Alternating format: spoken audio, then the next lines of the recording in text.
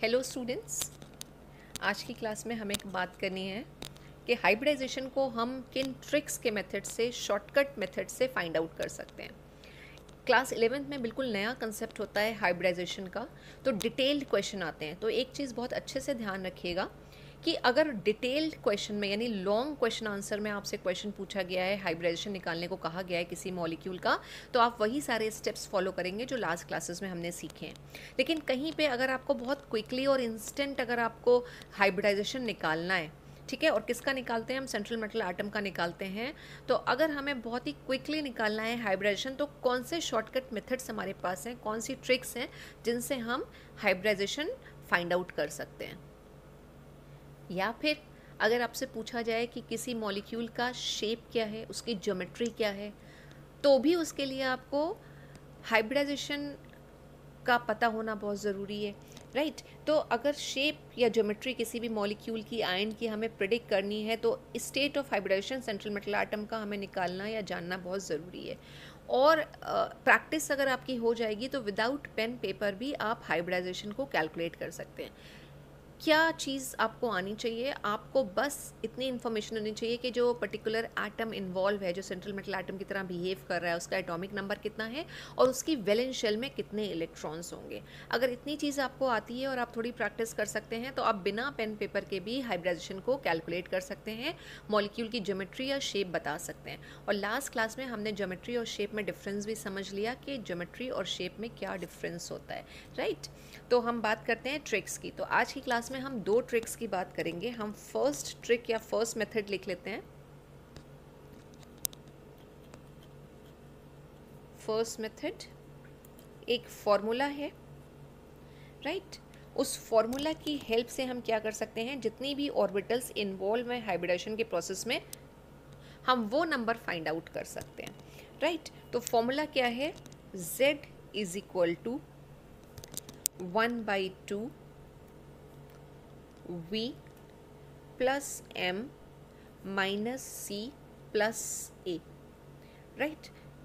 V plus M minus C plus A। अब ये जो वेरिएबल्स हमने यूज़ किए हैं, आप इसको MCA से भी लर्न कर सकते हो। V और MCA आ जाएगा और ऑल्टरनेट प्लस माइनस आ रहा है, पहले प्लस है फिर माइनस है फिर प्लस है, और 1/2, राइट। अब वेरिएबल्स को हम समझ लें। वेरिएबल्स यहाँ पे क्या क्या है, Z क्या है, Z है यहाँ पे number of orbitals involved in hybridization, क्योंकि अगर हमें ऑर्बिटल्स पता चल जाएं कितनी ऑर्बिटल्स इन्वॉल्व हैं, तो हम हाइब्रिडाइजेशन ईजिली बता सकते हैं। फॉर एग्जांपल अगर Z की वैल्यू 2 आ रही है, यानी 2 ऑर्बिटल्स इन्वॉल्व होंगी और वो 2 ऑर्बिटल हम स्टार्ट S से ही करेंगे, एक S हो जाएगी और एक P हो जाएगी। तो number of orbitals involved in the process of hybridization is Z। V क्या है, V is the valence electron of central atom. Central atom के वैलेंस इलेक्ट्रॉन की बात करेंगे, valence electron of central atom,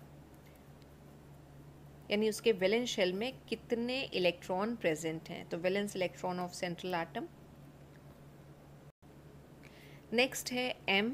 तो यहाँ पे M क्या है, N इज बेसिकली है number of monovalent atoms, number of monovalent atoms linked with central atom, linked with central atom. Central atom को हम शॉर्ट में CA भी लिख लेते हैं, सेंट्रल एटम। अब बचे C और A। तो C यहाँ पे क्या है, C है charge on cation, charge on cation. और अगर चार्ज और कैटायन की बात कर रहे हैं तो चार्ज ऑफ एनायन की भी बात करेंगे। अब किस तरह से कैलकुलेट होगा वो भी हम एग्जाम्पल के थ्रू देखेंगे। A is charge on anion, anion. Monovalent atom क्या होते हैं, मोनो मीन्स वन और वेलेंट वैलेंसी के लिए। तो ऐसे सारे एटम्स जिनकी वैलेंसी 1 होगी उनको हम बोलते हैं मोनोवेलेंट एटम्स। कौन कौन से एटम्स ये हो सकते हैं, हाइड्रोजन हो सकता है, क्लोरीन हो सकता है, फ्लोरीन हो सकता है, ब्रोमीन हो सकता है, ठीक है। ये सब मोनोवेलेंट एटम्स कहलाते हैं। चार्ज ऑन द कैटायन और चार्ज ऑन द एनायन तभी आएगा जब कोई गिवन स्पीशीज़ कैटायन या एनायन हो। राइट। तो फॉर एग्जांपल अगर अमोनियम आयन का अगर हमें निकालना है हाइब्रिडाइजेशन, तो अमोनियम एक कैटायन है, तब हम वहाँ पे charge on the cation consider करेंगे। और अगर हमको क्लोराइड आयन, क्लोराइड तो नहीं क्योंकि क्लोराइड में तो सिंगल एटम होगा, कार्बोनेट अगर सपोज दे रखा है तो कार्बोनेट हमारा क्या होगा, एक एनायन है, तब हम वहाँ चार्ज ऑन द एनायन की बात करेंगे। लेकिन अगर न्यूट्रल मॉलिक्यूल है तो न्यूट्रल मॉलिक्यूल में सी और ए की वैल्यू जो है वो ज़ीरो ही रहती है। राइट। हम क्विकली निकाल के भी देख लेते हैं इस मेथड से कुछ मॉलिक्यूल्स और कुछ आयन का हाइब्रिडाइजेशन। हम एक स्टार्ट करते हैं। फॉर एग्जांपल हम पहला एग्जांपल ले लेते हैं, मीथेन ले लेते हैं जो सबसे कॉमन रहता है। मीथेन शॉर्टकट मेथड से अगर हमें निकालना है, ट्रिक्स से अगर हमें निकालना है कि मीथेन का हाइब्रिडेशन क्या आएगा, जो अब तक आपको शायद याद भी हो गया हो कि sp3 हाइब्रिडाइजेशन होता है और किसका होता है, कार्बन का। सेंट्रल आटम यहाँ पे कार्बन है। तो अब हम इस वैल्यू से अगर निकालेंगे तो Z इज इक्वल टू हो जाएगा 1/2, राइट। V क्या था, valence electron of central atom. Valence electron कितने हैं, अगर हम कार्बन की बात करें तो कार्बन का एटॉमिक नंबर होता है 6, डिस्ट्रीब्यूशन ऑफ इलेक्ट्रॉन आता है 2,4, यानी जो वैलेंस इलेक्ट्रॉन आ रहे हैं वो कितने आ रहे हैं, 4 आ रहे हैं। प्लस M क्या है, M है नंबर ऑफ मोनोवेलेंट एटम्स, और कार्बन के साथ हाइड्रोजन लगे हुए हैं, 4 हाइड्रोजन लगे हुए हैं, राइट। और हाइड्रोजन क्या है, मोनोवेलेंट एटम है, इसकी वैलेंसी या कंबाइनिंग कैपेसिटी कितनी होती है, 1। तो it will become 4 + 1। Then -C, methane पे कोई चार्ज नहीं है तो -0 हो जाएगा, plus charge on anion, again methane is a neutral molecule तो A की वैल्यू भी 0 हो जाएगी। अब हम इसको अगर कैलकुलेट कर लें तो हमारे पास क्या आ जाएगा, यहाँ पे जो 1 लिखा है दिस विल नॉट 1, क्योंकि ये हाइड्रोजन एक नहीं है, यहाँ पे हाइड्रोजन 4 है और हमें total number of monovalent atoms लिखना था, राइट। तो दिस विल बी 4 + 4 -0 + 0, तो this will become 1/2 multiplied by 8 is equal to 4। यानी कितनी ऑर्बिटल्स इन्वॉल्व हो रही हैं हाइब्रिडाइजेशन के प्रोसेस में, वो हैं 4। और अगर 4 हैं तो उसमें से एक S हो जाएगी और बाकी की 3 जो हैं P की हो जाएंगी। हाइब्रिडेशन आ जाएगा sp3। और अगर हमसे पूछा जाए कि मॉलिक्यूल की ज्योमेट्री क्या होगी, तो कार्बन के पास वैलेंस शेल में 4 इलेक्ट्रॉन इन्वॉल्व थे और चारों के चारों 4 हाइड्रोजन के साथ सिग्मा बॉन्ड बना लेंगे।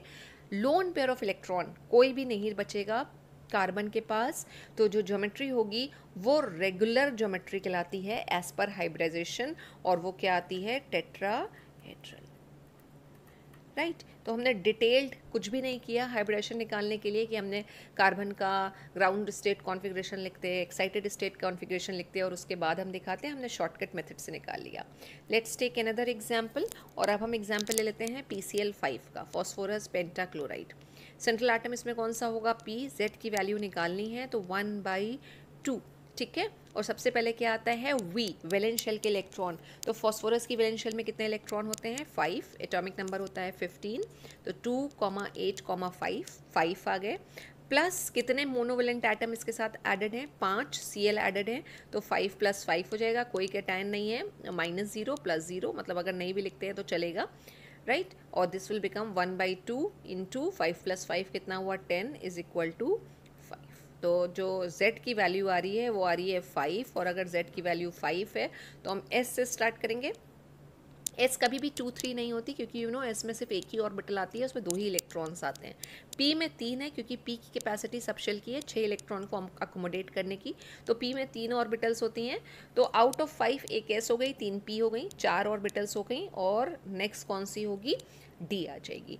तो PCl5 का जो हाइब्रिडाइजेशन है वो sp3D। अब ये सारी चीज़ें कहाँ पे इम्पॉर्टेंट होती हैं, कहाँ यूज़ या अप्लाई कर सकते हो, बोर्ड का जब एग्ज़ाम होता है 12th का, तो एक्सटर्नल एग्जामिनर आते हैं, वाइवा लेते हैं और वो हाइब्रिडाइजेशन ज़रूर पूछते हैं, ठीक है। तो उस टाइम अगर आपके पास पेन पेपर नहीं है तो आपको ये मेंटल एक्सरसाइज ही करनी है, आपको क्विकली दिमाग में लाना है। अगर आपसे पूछा गया PCl5 तो आपको फॉस्फोरस को लाना है दिमाग में, और आपको ये सोचना है कि फॉस्फोरस का वैलेंस इलेक्ट्रॉन कितने हैं। फॉस्फोरस के वैलेंस इलेक्ट्रॉन होते हैं 5, और वो 5 Cl के साथ कंबाइन कर रहा है, राइट। तो 5 + 5 10 कर देना है, और 1/2 अप कर देंगे तो यू विल गेट 5। और यह सिंपल एक और अभी जो हम ट्रिक करेंगे आप उससे भी निकाल सकते हो। तो ये हमारे पास PCl5 का हाइब्रिडाइजेशन आ गया। No lone pair of electron are left with phosphorus और सेंट्रल आटम। और ज्योमेट्री क्या होगी, ट्राइगोनल बाइपिरामिड या बाइपिरामिडल, राइट।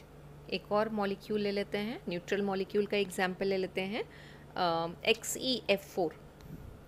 XeF4। कैसे निकालेंगे हम XeF4 हाइब्रिडाइजेशन की अगर हम बात करें तो Z is equal to 1/2, right. अब जिनॉन एक इनर्ट गैस है और इनर्ट गैसेस या नोबल गैसेस की आउटर मोस्ट शेल में 8 इलेक्ट्रॉन होते हैं। तो जो वैलेंस इलेक्ट्रॉन आएंगे, जो V की वैल्यू हो जाएगी वो होगी 8 प्लस कितने नंबर ऑफ मोनोवेलेंट एटम इसके साथ लिंक हैं, तो 4 फ्लोरीन एटम इसके साथ लिंक हैं, तो आ जाएगा 4। अगेन न्यूट्रल मॉलिक्यूल है तो -0 और +0, ठीक है।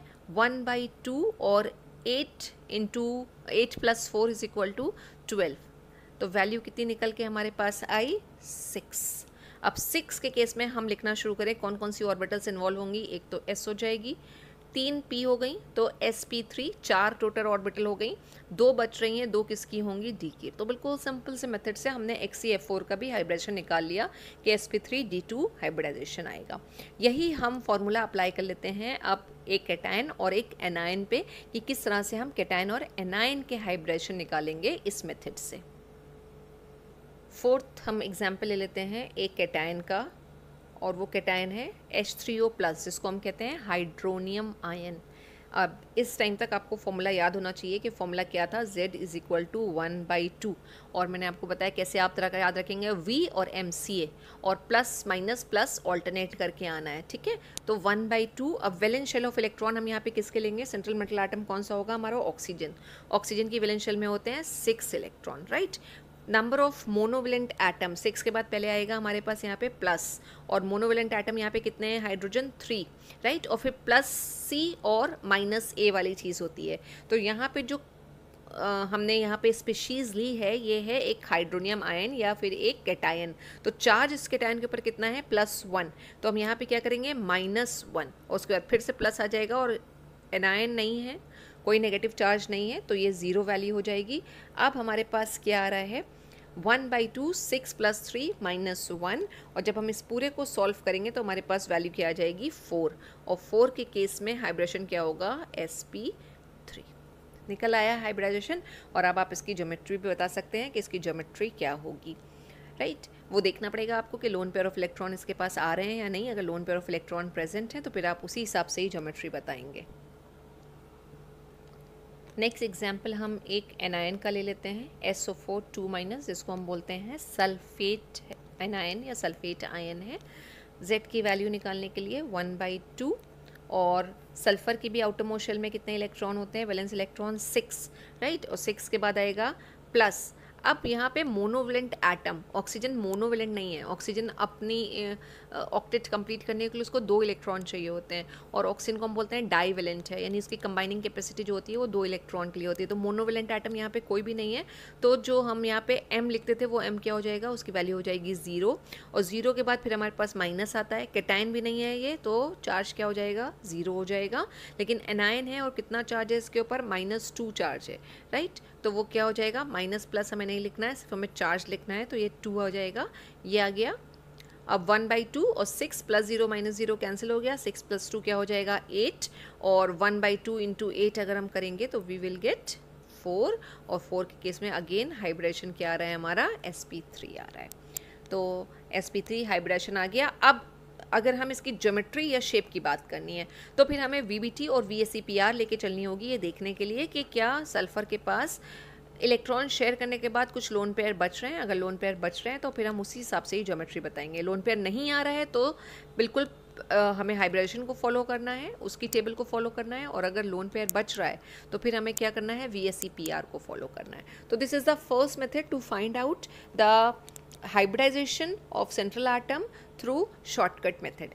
Now we will see another method, second method to find out the state of hybridization at central atom in a molecule, right? और वो कैसे हम कर सकते हैं, we can just simply count the number of sigma bonds and the number of lone pairs of electron present on central atom, और इन दोनों को अगर हम ऐड कर देंगे और ऐड करके हमारे पास जो नंबर आएगा, जिसको हम Z भी बोल सकते हैं, और अगर हम वर्ड यूज़ करें तो स्टेरिक नंबर कहलाता है। अगर वो स्टेरिक नंबर हम फाइंड आउट कर लेंगे तो हम स्टेट ऑफ हाइब्रिडेशन बता सकते हैं। कैसे, लेट्स सी। सेकेंड मेथड जो हमारा है, इसमें हम सिंपली क्या कर रहे हैं, Z की वैल्यू निकालने के लिए हम क्या कर रहे हैं, नंबर ऑफ सिग्मा बॉन्ड्स ले रहे हैं या total number of sigma bonds, सिर्फ सिग्मा बॉन्ड की बात करेंगे, total number of sigma bonds plus number of LP यानी loan pair of electrons, right, ये लेके हमें चलना है। ये फॉर्मूला आ गया हमारे पास, सेकेंड फॉर्मूला निकालने के लिए। अब इसको हम अप्लाई करके देख लें क्विकली कुछ एग्जाम्पल के ऊपर। पहला एग्जाम्पल हम ले लेते हैं, से फॉर एग्जाम्पल कार्बन टेट्राक्लोराइड ले लेते हैं, CCl4 कार्बन का। इसमें अगर हमें हाइब्रिडेशन बताना है तो हम क्या करें, Z की वैल्यू निकालें। अब Z इज इक्वल टू क्या है, total number of sigma bonds. अब हाइब्रिडेशन से हमेशा सिग्मा बॉन्ड बनते हैं और जो Cl है वो मोनोवेलेंट एटम है, वो सिर्फ एक ही इलेक्ट्रॉन के लिए कंबाइन करेगा, यानी ये जो 4 Cl हैं ये कार्बन के साथ 4 सिग्मा बॉन्ड का फॉर्मेशन करेंगे। तो टोटल सिग्मा बॉन्ड्स कितने हो जाएंगे, 4। कार्बन की वैलेंस शेल में 4 ही इलेक्ट्रॉन होते हैं, वो चारों इलेक्ट्रॉन वो Cl के साथ शेयर कर लेगा, कोई भी loan pair of electron carbon के पास नहीं बचेगा। तो number of loan pair of electron कितने होंगे, 0। Z की वैल्यू कितनी आ गई, 4, ठीक है। और इस Z को आई टोल्ड यू और क्या बोलते हैं, steric number, number of hybrid orbital find out करने के लिए हम ये नंबर निकालते हैं। 4 आ गया, 4 के केस में हाइब्रिडेशन क्या हो जाएगा, sp3। तो CCl4 का हाइब्रिडेशन क्या होगा, sp3 होगा, कोई लोन पेयर नहीं आ रहा है। तो उस केस में हम क्या बोलेंगे कि geometry of the molecule is tetrahedral and bond angles are 109 degree 28 minutes, बिल्कुल वैसे ही जैसे मीथेन में होता है। Let's take another example, ammonia ले लेते हैं, NH3, राइट। अब इसमें जब हमें Z निकालना है तो Z is equal to nitrogen की आउटर मोस्ट शेल में कितने इलेक्ट्रॉन होते हैं, जब हम बात करें तो नाइट्रोजन की आउटर मोस्ट शेल में होते हैं 5 इलेक्ट्रॉन, जिसमें से 3 इलेक्ट्रॉन जो हैं वो हाइड्रोजन के साथ इन्वॉल्व होंगे सिग्मा बॉन्ड के फॉर्मेशन में। तो टोटल सिग्मा बॉन्ड्स कितनी आ जाएंगी, 3 आ जाएंगी सिग्मा बॉन्ड्स, ठीक है।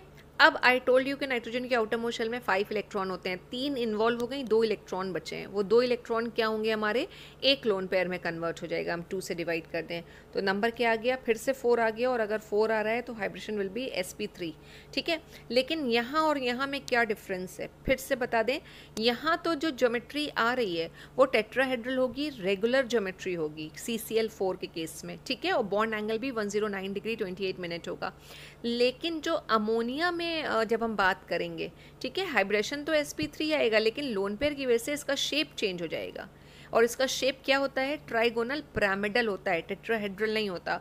और बॉन्ड एंगल भी जो है वो रिड्यूस हो जाता है। जब हम पूरा राउंड ऑफ करके बोलते हैं तो हम बोल देते हैं 107 डिग्री या फिर 106 डिग्री 45 मिनट्स अमोनिया के मॉलिक्यूल में बॉन्ड एंगल रहेगा।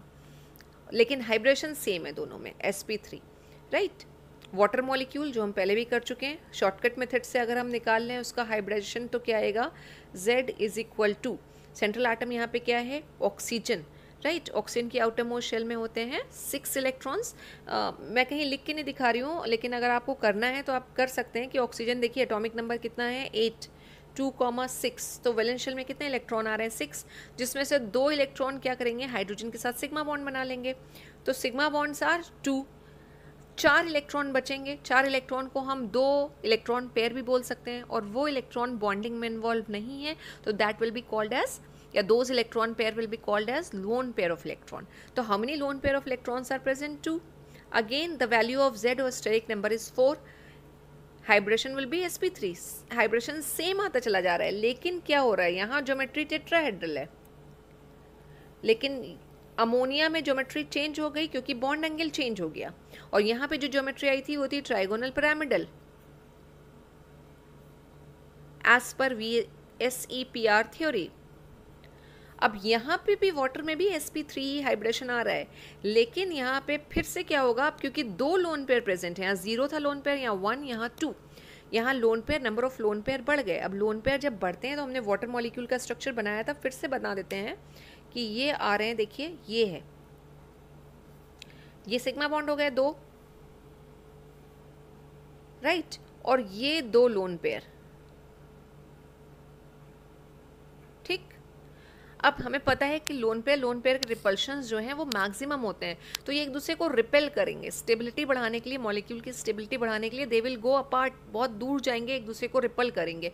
तो जब रिपल्शन होगा तो जो नीचे के बॉन्ड हैं वो क्या होंगे, वो खिसक के आपस में पास में आ जाएंगे, क्योंकि सबसे कम जो रिपल्शंस होते हैं वो बॉन्डेड पेयर ऑफ इलेक्ट्रॉन में होते हैं। ये भी बॉन्डेड पेयर ऑफ इलेक्ट्रॉन है, ये भी बॉन्डेड पेयर ऑफ इलेक्ट्रॉन है। तो जो बॉन्ड एंगल आना चाहिए था टेट्राहेड्रल के केस में 109 डिग्री 28 मिनट्स, वो ना आके यहाँ पे भी हमारा बॉन्ड एंगल वाटर मॉलिक्यूल में रिड्यूस हो जाता है और अमोनिया से भी कम बॉन्ड एंगल रह जाता है। ठीक है, और बॉन्ड एंगल कितना होता है, राउंड ऑफ करेंगे तो हम बोल देते हैं 105 डिग्री, अदरवाइज हम कहते हैं 104 डिग्री और 35 मिनट्स, जो वाटर मॉलिक्यूल का बॉन्ड एंगल है। और शेप क्या हो जाता है, वी शेप, एंगुलर और वी शेप कहलाएगा इसका शेप, एंगुलर और वी शेप। लास्ट क्लास में मैंने आपको समझाया था कि जब भी आपको शेप देखना हो आप लोन पेयर हाइड कर दीजिए, तब आप शेप देख सकते हैं। यू कैन सी कि शेप क्या आ रहा है, ये वी शेप बन के आ रहा है। तो वाटर मॉलिक्यूल जो होता है वो एंगुलर या वी शेप मॉलिक्यूल कहलाता है। तो CCl4 ammonia water hybridization is same sp3 but the shape is different. One is tetrahedral, ammonia is trigonal pyramidal, water is V shape molecule, and again the bond angles are changed or different. यहाँ regular bond angle है, यहाँ करीब 2.5 degree कम हो गया है, और यहाँ और रिड्यूस हो के आ रहा है वाटर मॉलिक्यूल में। एक लास्ट मॉलिक्यूल और एग्जाम्पल में ले लेते हैं, बहुत ही सिंपल सा मॉलिक्यूल ले रहे हैं, बेरिलियम क्लोराइड या beryllium dichloride, BeCl2, central atom is Be, and beryllium क्या करेगा, कितने सिग्मा बॉन्ड बनाएगा, आउटर मोस्ट शेल में 2 ही इलेक्ट्रॉन होते हैं, 2 सिग्मा बॉन्ड बनाएगा Cl के साथ, तो नंबर ऑफ सिग्मा बॉन्ड्स कितने हो जाएंगे, 2। कोई लोन पेयर ऑफ इलेक्ट्रॉन बचेगा, ऑफ कोर्स नॉट। तो हमारे पास Z की वैल्यू कितनी आ गई, 2, और Z की वैल्यू अगर 2 है तो हाइब्रिडेशन विल बी S और P, और SP अगर है और कोई लोन पेयर नहीं आ रहा है तो नॉर्मल हम ज्योमेट्री की बात करते हैं, रेगुलर ज्योमेट्री की बात करते हैं जो होती है लीनियर, और BeCl2 का कुछ ये स्ट्रक्चर हम ड्रॉ करते हैं। तो जो बॉन्ड एंगल है वो कितना आ रहा है, 180 डिग्री, राइट। तो अभी एक और मेथड है वो भी बता देंगे, लेकिन वो थोड़ा सा लेंदी मेथड है हाइब्रिडेशन कैलकुलेट करने के लिए। ईजीएस्ट मेथड जो ये सेकेंड मेथड है यही लगता है, क्योंकि इससे आपको number of loan pair of electrons भी पता चल जाते हैं, जिससे आपको ज्योमेट्री बताने में या शेप बताने में हेल्प मिल जाती है। कि पहले वाले मेथड से हमें आज सच नहीं पता चल पा रहा था लोन पेयर कितने हैं, लेकिन अगर आप इसको कैलकुलेट कर लेते हैं और आपको वैलेंस शेल से आइडिया हो जाता है कि सिग्मा बॉन्ड बनाने के बाद कितने इलेक्ट्रॉन बचेंगे, और उनको अगर आप पेयर में कन्वर्ट कर लें तो आपके पास लोन पेयर भी आ जाएगा, और देन आप इजीली बता सकते हो कि मॉलिक्यूल का शेप क्या आएगा, right. Let's see last method, third method, which is used to calculate the hybridization of molecule through a simple trick. तो थर्ड मेथड पे आते हैं, थोड़ा सा कॉम्प्लिकेटेड मेथड है, कन्वीनियंट भी नहीं लगता है, पर्सनली मुझे ही कन्वीनियंट नहीं लगता है इससे हाइब्रिडेशन निकालना, बट स्टिल ये मेथड भी दिया हुआ है। और अगर आप इस मेथड आपको आसान लगता है हाइब्रिडेशन कैलकुलेट करना तो आप इस मेथड से कर सकते हैं, अदरवाइज जो सेकंड मेथड है वो सबसे कन्वीनियंट और ईजीएस्ट मेथड है हाइब्रिडेशन निकालने का। लेकिन हम इस मेथड को भी समझ लेते हैं कि क्या मेथड और हमारे पास अवेलेबल हैं हाइब्रिडेशन कैलकुलेट करने के लिए। तो हम इसमें क्या करते हैं कि अगर किसी एक मॉलिक्यूल का हमें हाइब्रिडेशन निकालना है, से फॉर एग्जांपल हम पहला एग्जांपल ले लेते हैं, हमें कार्बन डाइऑक्साइड का हाइब्रिडेशन निकालना है, तो इसमें सबसे पहला स्टेप ये है कि हम क्या करेंगे कि जितने भी वैलेंस इलेक्ट्रॉन है, मतलब मॉलिक्यूल में जितने भी एटम्स इन्वॉल्व हैं उनके जितने भी वैलेंस इलेक्ट्रॉन होंगे उन सबको हम सम करेंगे। तो सबसे पहले स्टेप में हम कार्बन डाइऑक्साइड के टोटल वैलेंस इलेक्ट्रॉन निकालते हैं कि टोटल वैलेंस इलेक्ट्रॉन कितने हैं, ठीक है। तो टोटल वैलेंस इलेक्ट्रॉन में एक तो कार्बन है हमारे पास जिसकी वैलेंस शेल में कितने इलेक्ट्रॉन होते हैं, 4। फिर हमारे पास 2 ऑक्सीजन एटम है और ऑक्सीजन एटम की वैलेंस शेल में 6 इलेक्ट्रॉन होते हैं, तो 2 × 6 कितना हो गया, 12। तो हमारे पास टोटल वैलेंस इलेक्ट्रॉन आ गए 16, राइट। ये पहला स्टेप है कि हमें क्या करना है, सबसे पहले टोटल वैलेंस इलेक्ट्रॉन कैलकुलेट करने हैं। हम कंपैरेटिव बेसिस पे कर लेते हैं, हम एक और मॉलिक्यूल भी ले लेते हैं। हम दूसरा मॉलिक्यूल ले लेते हैं CH3+। अब आप कहोगे कि ये क्या है, तो ये this is called methyl cation. इसमें हम टोटल वैलेंस इलेक्ट्रॉन निकाल लेते हैं, तो टोटल वैलेंस इलेक्ट्रॉन इसमें कितने आ जाएंगे, देखिए कार्बन 1 है और कार्बन की आउटर मोस्ट शेल में वैलेंस शेल में कितने इलेक्ट्रॉन होते हैं 4, हाइड्रोजन की वैलेंस शेल में कितने इलेक्ट्रॉन होते हैं 3, तो टोटल वैलेंस इलेक्ट्रॉन कितने आ गए यहाँ पे 7 इलेक्ट्रॉन्स आ गए। तो हम 2 एग्जाम्पल लेके चल रहे हैं और कंपैरेटिव बेसिस पे कर रहे हैं कि वैलेंस इलेक्ट्रॉन कितने आएंगे। अब सेकेंड स्टेप क्या है, सेकेंड स्टेप ये कहता है कि अगर गिवन स्पीशीज एक कैटायन है, ठीक है, तो हम क्या करते हैं कि टोटल इलेक्ट्रॉन में से जितना चार्ज होगा कैटायन पे उसको हम माइनस कर देंगे, और यही अगर हमारे पास एनायन होता तो हम इस चार्ज को प्लस कर देते। आप समझ रहे हैं ना, पॉजिटिव चार्ज का मतलब क्या है कि इलेक्ट्रॉन डोनेट हो चुके हैं और जितने इलेक्ट्रॉन डोनेट होते हैं उतना ही पॉजिटिव चार्ज आता है। नेगेटिव चार्ज का मतलब है कि इलेक्ट्रॉन एक्सेप्ट हुए हैं और जितने नेगेटिव चार्ज है उसका मतलब उतने ही इलेक्ट्रॉन एक्सेप्ट किए गए हैं, तो हमें यहाँ पे उसे कंसिडर करना ही पड़ेगा जब हमें वैलेंस इलेक्ट्रॉन निकालने होंगे। तो सेकेंड स्टेप में हम क्या कर रहे हैं कि यहाँ पे जो वैलेंस इलेक्ट्रॉन है 7, इसमें से हम जितना चार्ज है कैटायन के ऊपर उतना चार्ज माइनस कर देंगे, तो अब एक्चुअली हमें मिलेंगे यहाँ पे actual total valence electron. Neutral molecule के केस में हमें ये चीज़ नहीं करनी है क्योंकि न्यूट्रल मॉलिक्यूल है, ना तो इलेक्ट्रॉन प्लस करने हैं ना ही इलेक्ट्रॉन माइनस करने हैं। तो this way we have calculated total valence electron correctly in carbon dioxide as well as methyl cation. ये तो हो गया हमारा पहला स्टेप। अब दूसरा स्टेप क्या कहता है, दूसरा स्टेप ये कहता है अब अगर वैलेंस इलेक्ट्रॉन हमें अप टू 8 मिले, यानी 8 के अंदर वैल्यू आ रही है, यानी 8 हो या उससे कम हो, जैसे इस केस में देखिए जो मिथाइल कैटायन था इस केस में हमें कितने वैलेंस इलेक्ट्रॉन मिल रहे थे 6, तो अगर 8 या उससे कम हमारी वैल्यू आ रही है तो हम क्या करेंगे वैलेंस इलेक्ट्रॉन को 2 से डिवाइड कर देंगे। तो हम वैलेंस इलेक्ट्रॉन को 2 से डिवाइड करते हैं और हमारे पास वैल्यू कितनी आ जाएगी 3, ठीक है। और जब हम डिवाइड करते हैं तो एक क्वोशंट होता है और एक हमारे पास रिमाइंडर आता है। अब यहाँ पे रिमाइंडर क्या आ रहा है 0, तो हाइब्रिडेशन निकालने के लिए हम सिंपली क्या करेंगे, जो क्वोशंट है और रिमाइंडर है उसको प्लस कर देंगे। हम इसको फॉर्मूला के फॉर्म में ऐसे लिख लेते हैं x is equal to quotient plus remainder. तो क्वोशंट हमारा कितना आया था 3 और रिमाइंडर कितना आ रहा है 0, तो ये वैल्यू कितनी आ गई 3। बस सिंपली इतना करना है और इतना करने के बाद जो भी नंबर हमारे पास के आ रहा है उससे हम हाइब्रिडेशन निकाल लेंगे और हाइब्रिडेशन हो जाएगा S और P2, sp2 हाइब्रिडेशन आ रहा है। लेकिन ये हम तभी करेंगे जब वैल्यू हमारी 8 या उससे कम होगी। अब वैल्यू अगर हमारी 9 से 56 तक हो सकती है, यानी हम ये कहें कि 8 से ज़्यादा वैल्यू है, 9 और उसके ऊपर अगर वैल्यू आ रही है वैलेंस इलेक्ट्रॉन की, जो कार्बन डाइऑक्साइड के केस में यहाँ पे कितने इलेक्ट्रॉन्स आ रहे हैं 16 इलेक्ट्रॉन्स आ रहे हैं, ठीक है, ये 9 से ज़्यादा है। तो अब हम क्या करेंगे, इसको किससे डिवाइड करेंगे, इसको अब हम 2 से डिवाइड नहीं करेंगे, इसको अब हम 8 से डिवाइड करेंगे। और 8 से डिवाइड करने के बाद अगर हमारा कोई रिमाइंडर बच रहा होगा, ठीक है, जो फिलहाल अभी इस केस में नहीं बचेगा, इसलिए हम इसको पहले करके देख लेते हैं कि हमने 16 को क्या किया 8 से डिवाइड किया, तो 8 2 ज़ा 16, रिमाइंडर हमारा क्या आ रहा है 0 आ रहा है और क्वोशंट हमारा क्या आ रहा है, क्वोशंट हमारा आ रहा है 2, ठीक है। तो जो क्वोशंट है और जो रिमाइंडर है हम इस केस में इसको एज इट इज़ सम कर देंगे जो हमने यहाँ पे किया था, और हम वैल्यू x या z या कुछ भी बोलें हम उसकी वैल्यू निकाल लेते हैं q प्लस r। क्वोशंट कितना था 2, रिमाइंडर कितना था 0, x की वैल्यू आ गई 2, और अगर x की वैल्यू 2 आ रही है तो हाइब्रिडेशन विल बी sp, ठीक है। तो फिर से समझ लेते हैं हमने क्या बात करी। हमने ये कहा कि हम एक थर्ड मेथड से जब हाइब्रिडेशन कैलकुलेट कर रहे हैं तो हमने मॉलिक्यूल्स ले लिए और पूरे मॉलिक्यूल के वैलेंस इलेक्ट्रॉन हमें निकालने हैं, और वैलेंस इलेक्ट्रॉन निकालने में अगर हमें कैटायन या एनायन दे रखा है तो कैटायन के केस में हम जितना चार्ज होगा उसके ऊपर कैटायन में उतना चार्ज हम टोटल वैलेंस इलेक्ट्रॉन से क्या करेंगे सब्सट्रैक्ट कर देंगे, और अगर एनायन दे रखा है तो फिर हम उतना चार्ज हम क्या करेंगे वैलेंस इलेक्ट्रॉन में प्लस कर देंगे। ये पहला स्टेप होगा, और फिर उसके बाद हम देखेंगे हमें कितने वैलेंस इलेक्ट्रॉन मिले। वैलेंस इलेक्ट्रॉन अगर अप टू 8 आ रहे हैं तो हम सिंपली क्या करेंगे उसको, उस वैल्यू को, अगर 8 या उससे कम आ रहे हैं तो हम सिंपली क्या करेंगे उसको डिवाइड करेंगे 2 से और क्वोशंट और रिमाइंडर को प्लस करके हाइब्रिडेशन निकाल लेंगे। और अगर 8 से ज़्यादा अगर है हमारे पास वैलेंस इलेक्ट्रॉन तो फिर हम 8 से डिवाइड करेंगे, और अगर हमारे पास यहाँ पे रिमाइंडर 0 आ रहा है तो हम सिंपली क्वोशंट और रिमाइंडर को प्लस करके हाइब्रिडेशन निकाल लेंगे। लेकिन अगर 0 नहीं आएगा तो हम क्या करेंगे, उसके लिए हम एक और मॉलिक्यूल लेके देख लेते हैं जहाँ पे ऐसा नहीं होगा, और वो हम मॉलिक्यूल या एग्जाम्पल ले लेते हैं। हमारे पास है NO2 माइनस, NO2 माइनस, ठीक है, सबसे पहले हम इसके वैलेंस इलेक्ट्रॉन कैलकुलेट कर लें। नाइट्रोजन के आउटर मोशल में 5 इलेक्ट्रॉन होते हैं, ऑक्सीजन के आउटर मोशल में 6 होते हैं और 2 ऑक्सीजन एटम है तो 12 हो गए।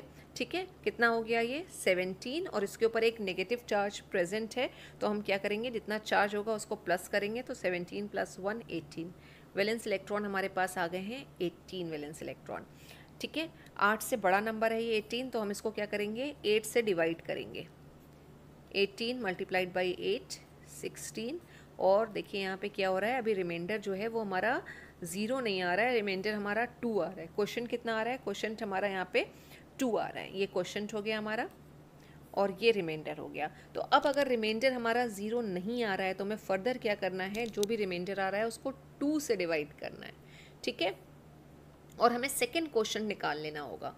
तो जो भी रिमाइंडर आ रहा था उसको हमने 2 से डिवाइड किया और ये हमारा आ गया सेकेंड क्वेश्चन, तो हम इसको Q1 कर देते हैं और इसको हम Q2 कर देते हैं।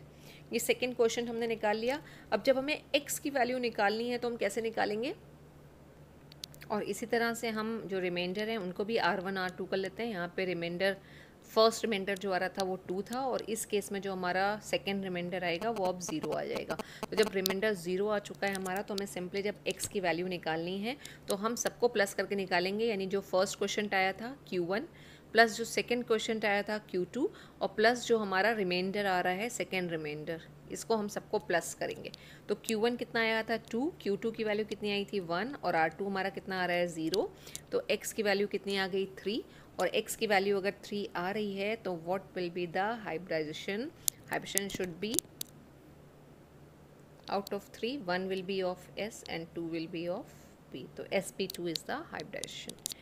और एक और मॉलिक्यूल लेके हम एक फाइनल एग्जाम्पल कर लेते हैं जहाँ पे हम क्या करते हैं, हाइब्रिडेशन कैलकुलेट करते हैं इस मेथड से, और एक इंटर हेलोजन कंपाउंड ले लेते हैं। IF7 में अगर हम सेकेंड वाला मेथड जो भी हमने पढ़ा था हाइब्रिडेशन कैलकुलेट करने के लिए, अगर हम उसको अप्लाई करें तो आयोडीन एक हेलोजन है, हेलोजन के आउटर मोस्ट शेल में होते हैं 7 इलेक्ट्रॉन्स। वो 7 इलेक्ट्रॉन्स 7 फ्लोरीन एटम के साथ सिग्मा बॉन्ड का फॉर्मेशन कर लेंगे। तो नंबर ऑफ सिग्मा बॉन्ड्स कितने हो गए 7। आयोडीन के पास क्या कोई लोन पेयर बचेगा, नहीं बचेगा, क्योंकि 7 इलेक्ट्रॉन थे और सातों के सातों इलेक्ट्रॉन्स जो है वो बॉन्ड फॉर्मेशन में इन्वॉल्व हो चुके हैं। तो नंबर ऑफ लोन पेयर कितना आ गया 0। तो 7 स्टेरिक नंबर या Z की वैल्यू निकल रही है, या नंबर ऑफ हाइब्रिड ऑर्बिटल्स निकल रही हैं कि 7 हाइब्रिड ऑर्बिटल्स आएंगी। तो अगर 7 है नंबर हमारा, तो कौन कौन सी ऑर्बिटल्स पार्टिसिपेट करेंगे हाइब्रिडेशन में, एक S हो जाएगी, 3 P की हो जाएंगी, 4 हो गए, 3 ऑर्बिटल बची वो होंगी D3 की। तो हाइब्रिडेशन क्या आ जाएगा sp3d3। तो बहुत ईजिली निकल आया, कोई बहुत ज़्यादा पेन पेपर की भी ज़रूरत नहीं पड़ी। अब ये जो मेथड हम कर रहे हैं इसमें हमें पेन पेपर की ज़रूरत पड़ सकती है क्योंकि हमें काफ़ी कैलकुलेशंस करने हैं। तो हम इसी मेथड को अप्लाई करते हैं फिर से IF7 में। टोटल वैलेंस इलेक्ट्रॉन हमें निकालने हैं, और वो वैलेंस इलेक्ट्रॉन हम किसके निकालेंगे, जो कैटायन होता है वही यूजुअली सेंट्रल आटम होता है हमारा। तो यहाँ पे आयोडीन हमारा सेंट्रल आटम होगा, इसकी वैलेंस शेल में कितने इलेक्ट्रॉन होते हैं 7। तो टोटल वैलेंस इलेक्ट्रॉन आयोडीन में हो गए 7 हमारे। ठीक है, और जो फ्लोरीन एटम है इसकी भी आउटर मोस्ट शेल में कितने इलेक्ट्रॉन होते हैं 7, और कितने फ्लोरीन एटम है यहाँ पे 7। तो आयोडीन के भी 7 और फ्लोरीन के भी 7, अगर हम कहें तो टोटल 8 एटम है, और 8 एटम जो हैं उनकी सब वैलेंस शेल में 7-7 इलेक्ट्रॉन होंगे। या इसको अगर हम अलग अलग लिख रहे हैं तो आयोडीन के लिए हमने 7 लिख दिया, फ्लोरीन यहाँ पे कितने हैं 7, और हर फ्लोरीन के पास कितने आउटर मोस्ट शेल में इलेक्ट्रॉन है 7। तो 7 + 49 is equal to 56 valence electron आ रहे हैं, राइट। और यही लास्ट नंबर था जो हमने लिमिट बताई थी कि अगर टोटल वैलेंस इलेक्ट्रॉन निकल रहे हैं तो हमने कहा था अगर वो 9 to 56 के बीच में आ रहे हैं। तो ये IF7 है जहाँ 56 वैलेंस इलेक्ट्रॉन निकल के आ रहे हैं। कोई कैटायन कोई एनायन नहीं है, तो कुछ ऐड या कोई सब्सट्रैक्ट नहीं करना है। अब 56 को हमें डिवाइड करना है। 56 को हम किससे डिवाइड करें, 8 से डिवाइड करें। अगर 8 से डिवाइड करेंगे, क्यों 8 से डिवाइड करेंगे, क्योंकि ये नंबर 9 से बढ़ा जा रहा है। तो कितना हो जाएगा यहाँ पे, हम जब 56 को डिवाइड करेंगे तो 7 × 56 होता है। रिमाइंडर कितना आ रहा है 0, this is remainder and this is quotient. हमें सिंपली क्या करना है, अब इस दोनों को सम कर देना है, x या z की वैल्यू निकाल लेनी है। वो कितना आ जाएगा हमारा यहाँ पे 7 + 0 इज इक्वल टू 7, राइट। और हाइब्रिडेशन वही निकल आएगा sp3d3। तो this method is also use to calculate hybridization through shortcut method। of central metal atom. Instead of going through a long process, we can use tricks, क्योंकि sometimes the tricks are needed. हमें बहुत ही instantly hybridisation बताना होता है कुछ problem में, तो आप ट्रिक से ही बता सकते हैं कि हाइब्रिडेशन कितना निकलेगा या मॉलिक्यूल की ज्योमेट्री और बॉन्ड एंगल क्या आएगा. तो this much is sufficient for today students. Thank you so much.